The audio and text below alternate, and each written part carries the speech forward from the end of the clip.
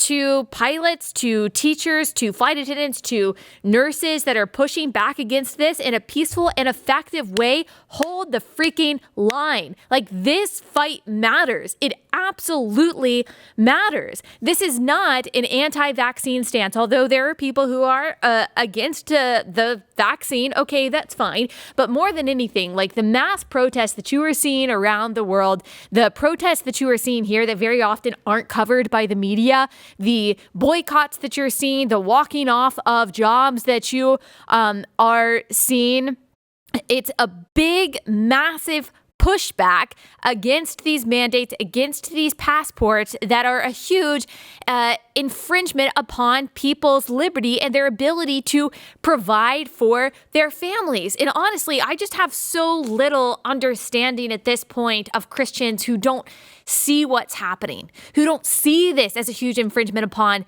people's liberty, who don't see this as an injustice, who don't see why all of these different restrictions, regulations, and mandates and passports have a cumulative effect of oppression and totalitarianism. How do you not see that that's where we're headed?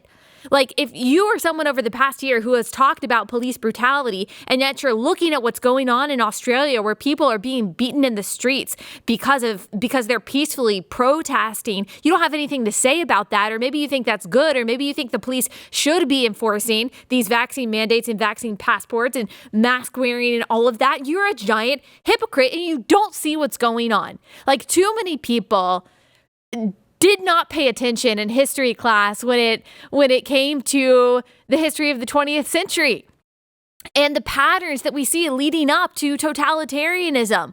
So many people are just so dedicated to believing that everything is well and good, that the right is always blowing things out of proportion, that everything is fine. It's okay that parts of Australia have become a police state. It's okay that pastors are getting arrested in places like Canada. Oh, maybe they deserve it. Maybe it's really for our public health. It's fine that there's a mandate that is causing thousands of nurses to quit, apparently in the midst of a pandemic that's putting a strain on our hospitals.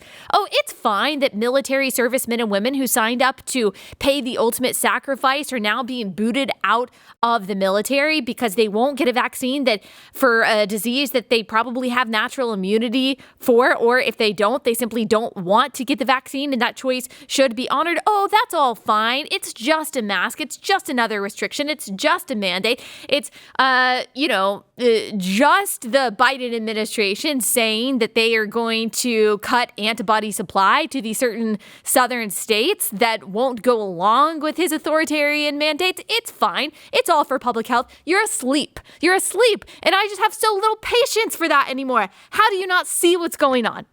How do you not see it? I don't know.